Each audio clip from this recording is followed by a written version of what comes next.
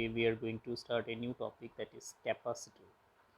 So this is a very important topic of the unit electrostatics. So till now whatever we have discussed is all about electric charge, right?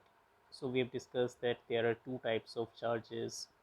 We have also discussed that the force between the two charge, electric field. So all these things we have discussed. But the very important thing that we have not discussed is that how to store the electric charge. So how we can store the electric charge. So there is a particular device that is used to store electric charge, or we can say electrical energy. So this particular device is known as the capacitor, and it is widely used in many of the electrical appliances like electric fan, or we can say television set, or we can say camera. So in everywhere, in all the electrical equipments, we can see the capacitor. So what is the purpose of a capacitor? So capacitor, actually it provides the instant form of energy. Suppose we need energy at a large amount at any particular instant of time, so this capacitor will provide you the instant form of energy. For example, when we switch on the digital camera and when we on the flash, so that flash is nothing but the capacitor. So the capacitor will provide the huge amount of energy at a small instant of time. So the description of capacitor is that it is a device which is used to store either we can say energy or we can say charge. So let us try to understand capacitor in detail. So we have taken a conductor in which we are providing charge capital Q, and the radius of the conductor is given by capital R. So what is the electric potential? So we can say that is given by KQ divided by R. Now from this relation you can see that the charge is directly proportional to the potential. So as we keep on increasing the charge of the conductor, the potential of the conductor will also increase. Why it will increase? Because you can see from the relation that charge is directly proportional to the potential. So as we increase the charge, the potential will also increase. So that means there is a direct relationship between the charge supplied and the potential of the conductor. Now let us try to understand this in detail. So here you can see that if these two quantities, charge and potential, are directly proportional, so that means we can say that charge divided by potential will be a constant, and this constant quantity is known as the capacitance. So what is the meaning of capacitance? Capacitance means that it basically represents the capacity of a capacitor. That means how much charge it can store inside. So that capacity is denoted by the quantity capacitance. So when we say capacitance, it is a physical quantity which represent how much charge can be stored inside a capacitor. So that is given by the ratio of charge per unit potential. So capacitance, it neither depends upon the charge nor it depends upon the potential. So it only depends upon the ratio of the charge and the potential. So the capacitance is denoted by the symbol capital C, and it is given by charge divided by potential. So from this relation we can say that charge is equal to C multiplied by V. We can simply do the cross multiplication and you will get the charge that is equal to capacitance multiplied by the potential. So now we have to understand the unit of capacitance. The unit of capacitance is given by the farad. Farad came from the scientist named Faraday. So Faraday has given the unit of capacitance, that is given by farad, and the symbol is capital F. Now 1 farad, if we want to define, then how to define 1 farad? So you can see here 1 farad is defined as the capacitance which is equal to 1 coulomb. So when we say 1 farad, so 1 farad will be how much? So that will be simply 1 coulomb divided by 1 potential. That means when 1 coulomb of charge is supplied to the conductor, then the potential will be increasing by 1 volt. So when we supply 1 coulomb of charge, the potential of the conductor will increase by 1 volt. So that is the meaning of 1 farad. So 1 farad is equivalent to 1 coulomb when the potential increases by 1 volt. So there are different units of capacitance. One is microfarad, picofarad and millifarad. So these are smaller units of capacitance.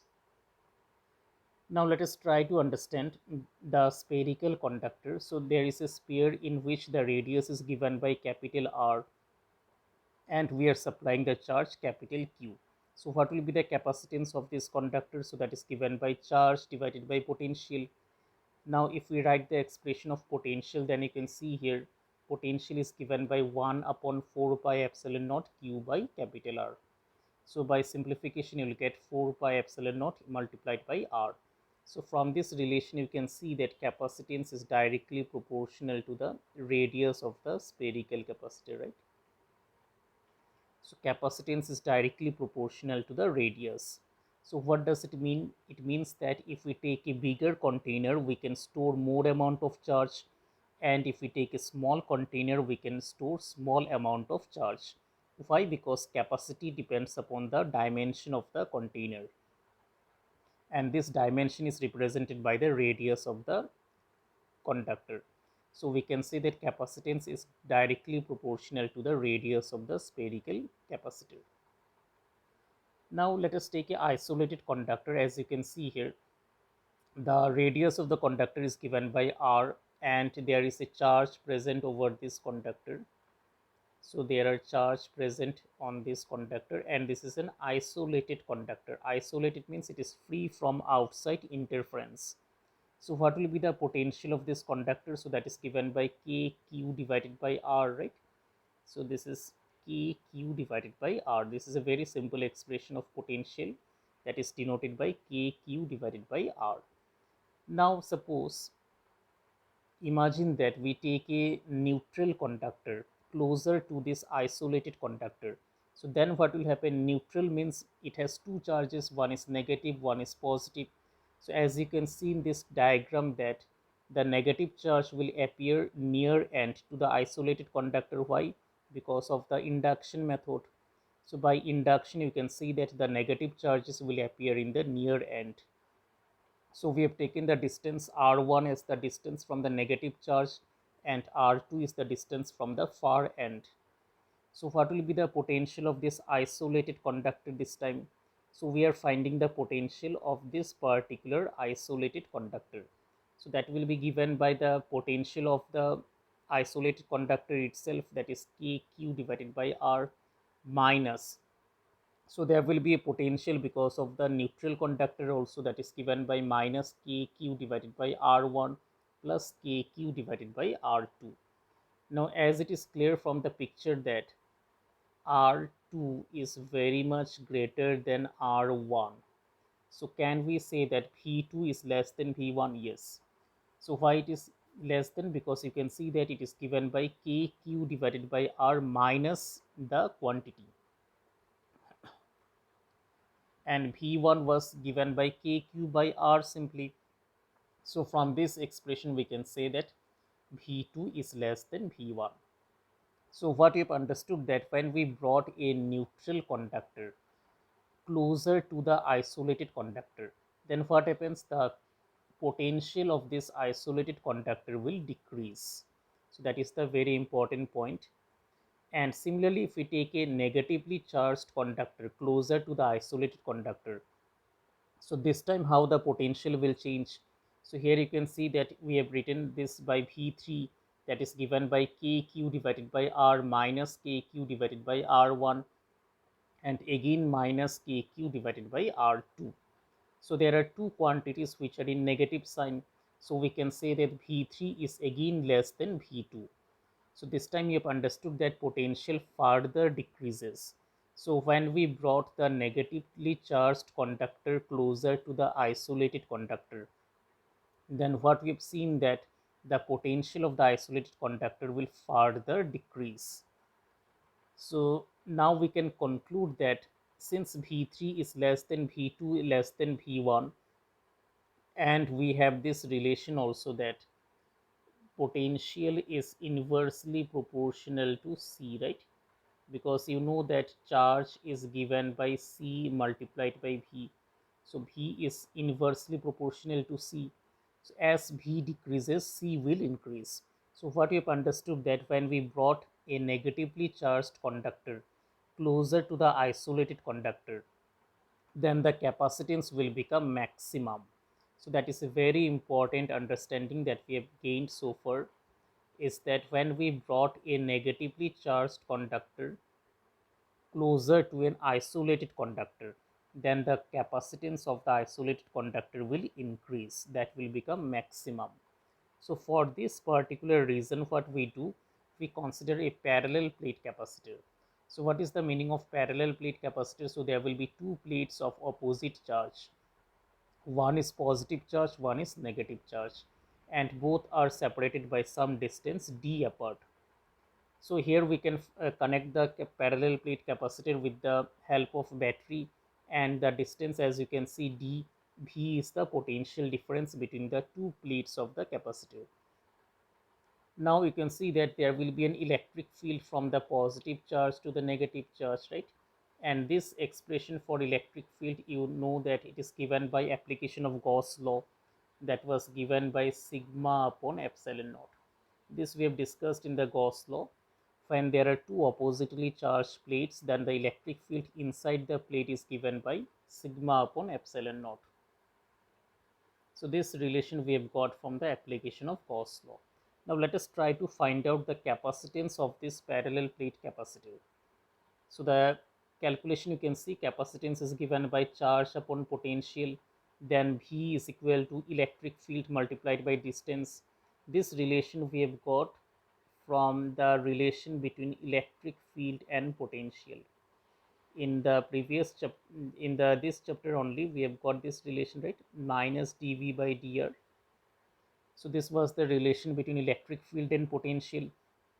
So in this particular case, the potential difference is how much? So that is given by V minus 0, right?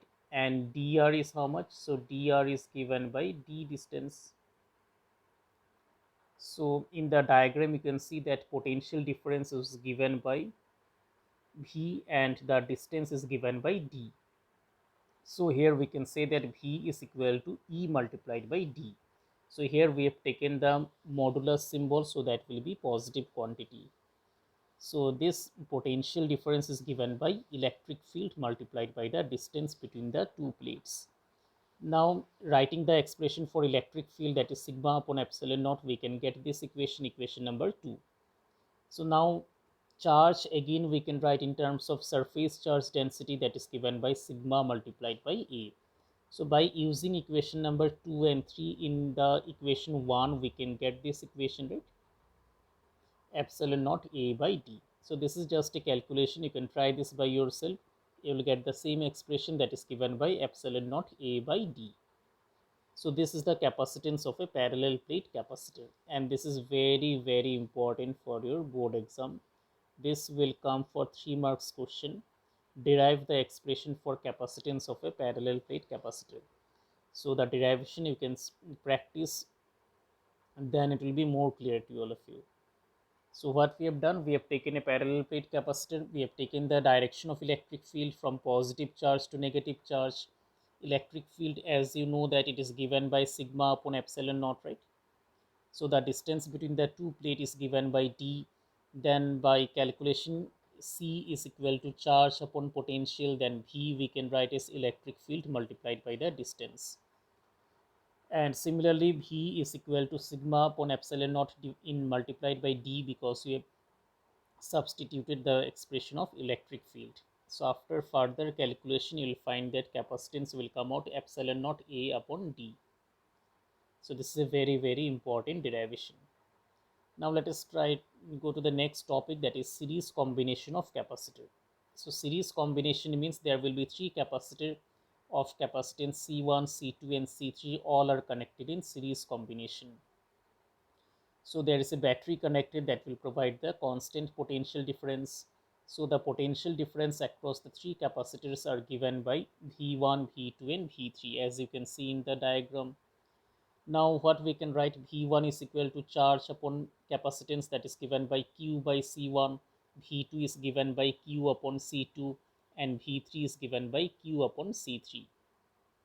So the net potential difference will be how much? So that will be given by V1 plus V2 plus V3. So this is the net potential difference. So from here we can say that net potential difference comes out Q upon C1 plus Q upon C2 plus Q upon C3. So this is a very simple calculation. So from now what we have to do, now we have to consider a equivalent capacitor. So what is the meaning of equivalent capacitor? Equivalent means, as you can see in this diagram, this capacitor will give the contribution of the three capacitor that was connected in series. That means by replacing the three capacitor with a single capacitor, we can get the same effect. The effect of the three capacitor will be given by a single capacitor. So that is known as the equivalent capacitor. So the capacitance of this equivalent capacitor will be how much? So that will be net capacitance C net. So here we can find out the potential, net potential difference will be charge upon net capacitance. So now substituting the equation in the earlier equation, we can get this one. Charge upon C net is equal to Q by C1 plus Q by C2 plus Q by C3. So we can cancel out charge from both sides, then we can get 1 by C net equal to 1 by C1 plus 1 by C2 plus 1 by C3. So here what I have done here, basically I have used this equation net potential difference in the this particular equation. That means we have done what we have done using, we have used equation number 2, using 2, in which equation we have used 1. So by substituting equation number 2 in equation number 1, you get the capacitance like this. So this is the series combination of capacitor. So let us move to the parallel combination. So parallel means there will be branching. So branching of capacitors are given C1, C2 and C3 are the capacitance. Now this time the charge will be distributed among the three capacitor. So what I have done, Q1 is the charge along C1, Q2 is the charge along C2 and Q3 is the charge along C3. So charge has to be divided among the three capacitors. So after that we can apply the equation. Q1 will become C1V. This time, since they are in parallel combination, so potential difference will be constant. So this I think all of you know from earlier also, that when the capacitors are connected in parallel combination, the potential difference will be same across all the three capacitors. So we can write the equation for charges like this: Q1, Q2 and Q3. Then the net charge will become Q1 plus Q2 plus Q3. So again we can use the equivalent capacitor that is given by C net, and this time the charge, net charge, will be given by C net multiplied by V. So by putting this in the earlier equation, we can get like this: C net multiplied by V equal to C1V plus C2V plus C3V. So we can cancel out V from both sides and we can get the final equation like this. So the net capacitance will become C1 plus C2 plus C3. So this equation, I think it is clear to all of you. You can check the calculation once again. So what I have done, this particular equation, net charge, we have used over here.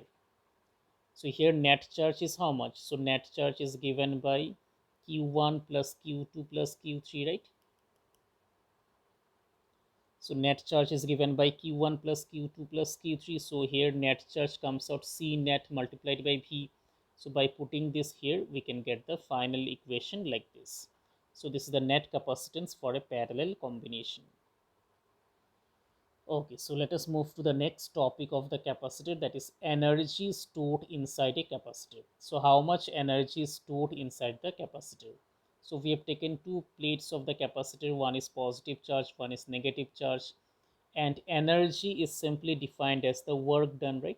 So what is energy? It is nothing but the work done, the amount of work that we do to displace a charge, right? So that is known as the energy. So the energy, how we can find out the energy in this time? So here we have taken a very small charge dq, and the potential difference, as you can see, it is given by V. So the amount of work done to displace the charge dq is given by dq multiplied by Vy, because you know that potential is given by work done upon charge, right? This was the relation between potential and work done. So we can say that potential is equal to dw by q. So after cross multiplication, you can get dw equal to dq multiplied by v. So this is the very small amount of work done to displace the charge dq. So the potential difference is given by v, so the amount of work done will be dq multiplied by v. So then again we place the expression for potential, that is given by charge upon capacitance. This I think all of you know. Charge upon capacitance is the expression for potential. So by substitution you will get the result. So the net work done will be 1 by c q square by 2. So this is the total work done, and this particular work done is stored inside the capacitor as its potential energy, right? So this is the expression for potential energy. So this work done is stored inside the capacitor as its potential energy. So that is given by capital Q square divided by 2C. Now here I have done a simplification. Charge I have written like this, C into V. So by substitution you will get the other form of energy, that will come out half CV square. So in place of charge you can put C into V. So after calculation you will be getting half into CV square. So this is the total energy that is stored inside the capacitor. Now there is another term called energy density. So what is energy density? It's nothing but energy per unit volume. So the potential energy that we have derived just now, that we have to divide by volume. So volume, we can see that is given by area into distance, right? So that is the volume. Area multiplied by distance will be the volume. So by substituting the expression for energy, we can get this one. C, we can substitute epsilon naught A by D, that is the capacitance of a parallel plate capacitor. Potential difference we can substitute as E, electric field multiplied by the distance. Then by using equation number 2 and 3 in 1, we can get like this. So by calculation, you will get the final answer, half epsilon naught E square. So this is the expression for energy density. And this derivation is also very important for your board exam. This is a common question that will be asked in the board. So this will be also of 3 marks question. Derive the expression for energy density. So that is simply energy per unit volume. So the expression will come out half epsilon naught E in square. So this is the expression for energy density of a capacitor. Okay, so I think it is clear to all of you. Now let us move to the next topic. The next topic is our, say for example, I am taking an example here. Let us take that there is a capacitor, parallel plate capacitor, and it is connected to the battery, right? So here this is positive charge, this is negative charge. So what is the energy stored inside the capacitor? So that is simply given by half C into V square. Now let us take that there are two capacitors. There are two capacitors of capacitance C1 and C2, right? There are two capacitance C1 and C2. This time what is the energy stored inside the capacitors? So that is given by half C1 V1 square plus we can say half C2 V2 square, right? So this is the initial potential energy of both the capacitors. Now let us take the case of discharging. So what is the meaning of discharging? Discharging means the charge will be now displacing from the plates of the capacitor. So there will be movement of charge from the plates of the capacitor. So that is known as the discharging. So when discharge happens, then we can say the net charge becomes C1V plus C2V. That means both the, how long the charge will flow until the potential between the two plates become constant. So when the potential difference will become constant, then the charge will stop flowing. So what is the total charge? We can say C1V plus C2V. So that is given by the net charge. And this V is known as the common potential. The net charge we can write like this also, C1V1 plus C2V2, right? This is the net charge. So from here we can say that the common potential will come out C1 V1 plus we can say C2 V2 divided by C1 plus C2. So that is our common potential. This is a very important equation that I have written here. So V is known as the common potential of both the capacitors. So when the discharge will take place, both the plates of the capacitor will attain a common potential. So that common potential is given by this particular equation, that is C1 V1 plus C2 V2 divided by C1 plus C2. So how we have got this expression, I think this is clear to all of you. So when there will be discharge, both the plates will attain a common potential that is denoted by V. Then the total charge is given by C1V plus C2V. So that will be equal to, in the right hand side we can write the total charge, that is C1V1 plus C2V2. So after cross multiplication we can get the common potential. So after this we can find out the change in the energy. So now what will be the change in the energy?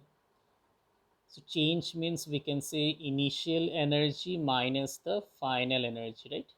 So change in energy. So change in energy is denoted by U initial minus U final. So let us find out the final potential energy. So the final potential energy is given by half C net, right? So net capacitance multiplied by the common potential V square. So from here we can say this is equal to half, this will be how much, C1 plus C2 multiplied by V square, and then we can substitute the value of V that we have just now got. So that is your final potential energy. So then the change in the energy will be how much, U initial minus U final. So it is also given to find the percentage loss in energy.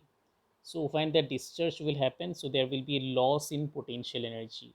So that loss we can find out like this. So that is very simple, change in the energy divided by initial energy multiplied by 100 percentage. So that will be the percentage loss in the energy. So this equation is very important. So we can find out the change in energy by using this particular expression. So first we have calculated the initial energy of the two capacitors, that is given by half C1 V1 square plus half C2 V2 square.